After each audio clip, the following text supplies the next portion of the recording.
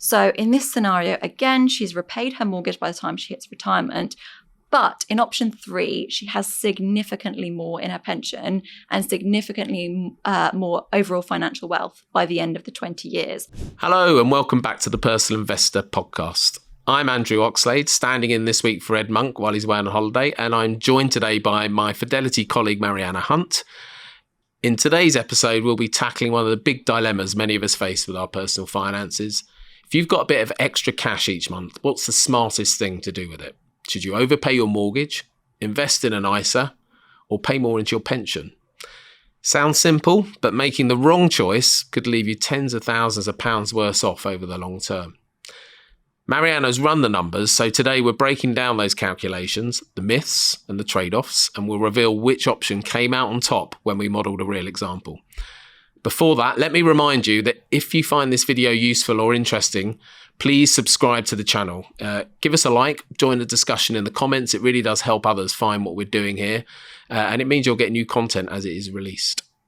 So, Mariana, how are you? I'm good. How are you? We've got a juicy topic today to get our teeth into. We do. Let's start at the top, the big picture of all of this. I mean, this seems to be a very common dilemma and probably affects sort of many people thinking about this mostly in their 40s and 50s, where they do have this sort of option to begin paying down, maybe to have a little bit more money. Where do people start when they're thinking about this sort of stuff? So you're exactly right. I mean, it's something that everyone faces most likely at some point in their life, because there probably will come a point where you own a home, you have a mortgage, but you're still working and saving for retirement.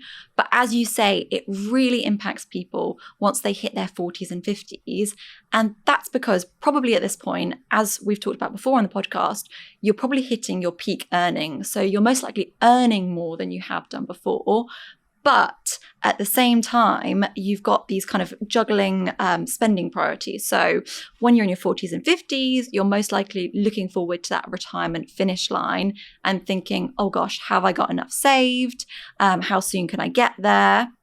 But you probably also have shorter term spending priorities. So a lot of people in their 40s and 50s will be thinking about saving to help their kids out with university or for a wedding or a house deposit. And the final piece of the puzzle is that, as you say, you're probably thinking about trying to clear your mortgage debt by the time you hit retirement, because most people want to avoid having to pay off a mortgage while they're drawing down on their pensions. So those are the kind of 3 main factors that you're juggling at this point in life. And what we did was we looked at various options that people could take, because actually a lot of people don't realize the long-term implications of which one you choose to prioritize when. But it's also complex, isn't it? I mean, as with so many things in personal finance, trying to work out the sort of tax benefit of things. And I mean, I have to say, I have a very personal vested interest in your answers here today. I'm in my 50s and I'm, getting closer to retirement. So these things or to pensionable age, and you may be able to access some of this money and it does affect that decision making. I have this discussion with lots of friends. It's a real kind of dinner party chat that we seem to get into of do I pay down the mortgage, or actually do I put a bit more on the pension, and as we've you've done in your figures, we're actually looking at ISAs as well. But so I know that you've looked at a specific example, because I think that will help bring it to life. So could you talk us through what you actually did and for your case study? Yeah, so we took an example person who we thought represented a fairly typical scenario for people. So that was Emma. Emma is 45 years old. She earns £40,000 per year, and she's got around £300 per month spare to put towards her future. So she also has already around £150,000 in her pension, thanks to auto-enrolment. So she's paying in and her employer's paying in. And she has £100,000 left to repay on her mortgage at a rate of 4% over the next 15 years. And we assume that Emma wants to retire at 65, so in 20 years' time. And we essentially looked at various options she could take with her £300 per month and used cash flow modelling to look at how those options would pan out over the next 20 years. And of course, I should say that Emma's situation won't necessarily represent everyone, but it is really helpful to have a bit of a reference point that people can work from. Yeah. So what did you find? What's the what does the math show us? What should I be doing, Matt? That's what I want to know. So I'll go through it one by one so we can see, and we'll leave the surprise to the end of which one wins. But basically, option one was to overpay the mortgage. So she could use her £300 per month to overpay the mortgage. And once she's done that, she could put it towards her pension. And in this scenario, she clears the debt 5 years earlier, so by age 55, which is great. And she ends up with around £428,000 in her pension, plus some cash thanks to salary increases and the debt interest that she's saved from repaying her mortgage early. So overall, total financial wealth of around £508,000. Okay. Option two was the ISA. So she could invest her £300 per month into an ISA. And in this scenario, she clears her mortgage debt by age 60 as per her repayment plan. Again, great. And she has £376,000 in her pension. Great. She also has £85,000 in her ISA, thanks to the investments she's been making over that time, which overall, along with some cash from the salary increases, she's got £515,000 financial wealth in total. So slightly more than she would have had with the pay down. So the ISA is slightly better than overpaying the mortgage, and that's because she starts to invest her £300 earlier than she would have done if she'd overpaid the mortgage and then paid into her pension after that. And so it's effectively because she's getting the better return. We've assumed, and of course, this is all theoretical, Absolutely. and we have to assume, Lots so our of returns assumptions. are based on around 6%, I think, with some fees. But essentially what she's doing is getting a better return from the ISAs than she is paying in interest on the mortgage. That's Absolutely. the difference in the calculation. That's the main assumption. And then the final option is the pension. So in this scenario, again, she's repaid her mortgage by the time she hits retirement. But in option three, she has significantly more in her pension and significantly more overall financial wealth by the end of the 20 years. So she's got almost 500k in her pension by the end of the 20 years, plus some cash from those salary increases. So overall, option three leaves Emma around £26,000 better off than if she had gone for the ISA, and more than £30,000 better off than if she'd gone for overpaying the mortgage. And as I've said, that comes partly down to the fact that she is investing earlier than she would have done in option one, the mortgage. But it also beats option two, and that's thanks to the generous income tax relief that she gets on pension contributions that you don't get with an ISA. Okay. So explain that one to us then, because that's obviously a more complex area. And this is the sort of, that's how you get this sort of supercharged route, isn't it, from that? Exactly. So we've assumed that Emma is earning £40,000, so she's a basic rate taxpayer, which means any money that she puts into her pension, the government then tops up by 20%. And it becomes more generous if you're a higher rate or an additional rate taxpayer. So it will be 40% and 45% in those cases. So that really helps tilt the balance in favour of the pension.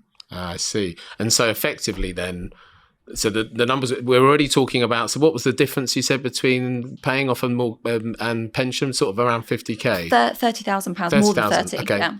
So you've already got that difference. Now, if it was a higher earner, then presumably it would be even bigger. Exactly. And you hear a lot about these cliff edges as well, and people using pensions to try and reduce their income because they're hitting cliff edges. Just tell us a bit about those. Yeah, absolutely. So there are certain salaries that once you earn over that, you lose very valuable tax allowances or benefits. So once you earn more than 100k, you start to lose your personal tax allowance. If you earn more than 60k, you start to lose your child benefit. So a lot of people will be thinking about using pension contributions to bring their salary below these like very dramatic cliff edges, because in some cases you might get tax rates of essentially 60%. So it can be really valuable to use pension contributions to avoid falling off those cliff edges. So, it seems those options seem clear. You talked about a fourth option as well, though. I mean, of course, some people just not do anything. Is that? I mean, that's probably quite a common one. What does that look like? Absolutely. So we had a kind of a bonus fourth option, which was that Emma could do nothing and let her cash accumulate in a low interest paying account.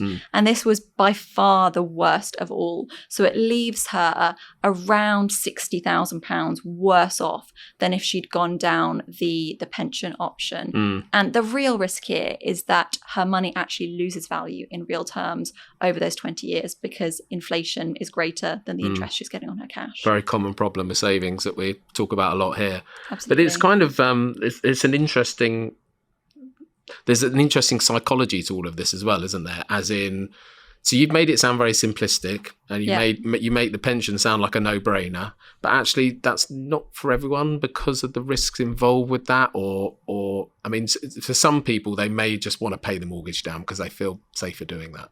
Absolutely. So as we've already said, Emma's situation won't represent everyone. And the kinds of things that you should be thinking about to figure out which option is right for you will include what mortgage rate you're able to get, because the lower the mortgage rate, the smaller the benefit of overpaying. So for example, when mortgage rates were 1%, it wasn't so much of a close call, whereas when mortgage rates are 4.5%, suddenly the benefits of overpaying are much greater. Then we've already talked about whether you're a higher or additional rate taxpayer, you're getting more income tax relief, so that will swing things in favour of the pension. And similarly, if your employer will match any additional pension contributions you make, so say you're putting an extra £300 per month in, and they match that with an extra £300 a month, again, that will tilt things towards the pension. But on the other side, if you've got shorter term spending needs, like helping your kids with university, then actually the flexibility of an ISA might look more attractive, because with a pension, you have to lock your money away until you hit retirement. And then, as you've said, there's also the risk appetite element of things. So do you actually have the stomach for stock market volatility? Because if you're the kind of person that's going to see your investments dip, panic and sell out, then actually the security of just overpaying debt might be better for you. Yeah, certainly not for everyone, is it? I mean, I guess the other thing to think about is, because you talk about, being able to access your ISA money, and I think that's another thing for people to think about is, to say for me, I'm 52, and the age of access to private pension money is 55 at the moment. That's rising. That'll be 57 for me. I fall just the wrong side of when that changes. But it does mean, so whilst the money is there for your pension and for your retirement, that you do have that access. It's another consideration just to think about that versus ISA, I guess. Definitely. And I think particularly if you're on the younger end of the 40s and 50s spectrum, that you'll be more worried that pension age could go up even further beyond 57. And actually you might want to retire in your late 50s, in which case the ISA is perhaps a more flexible route. And you've already touched on kind of this behavioral science side of things. I think it's actually quite hard for people often to make the right decision with their money, because often they're fighting against their own human instincts, because there's this thing called loss aversion, which is the idea that losing the pain of losing £100 is greater than the joy of gaining £100, which can often lead people to prefer reducing debt over taking stock market risk, where you might lose money even though it comes with the potential that you might gain money. Brilliant. There's so much to think about. It's such a great topic, isn't it? I think we've covered a lot there, but thank you very much for joining us this week, Mariana. So just to remind you all that if you found this useful or interesting, do please subscribe to the channel. It means you'll get updated content as soon as it's released. Give us a like or share episodes. It really does help people find what we're doing here. That said, Mariana, thanks for joining me. Thank you.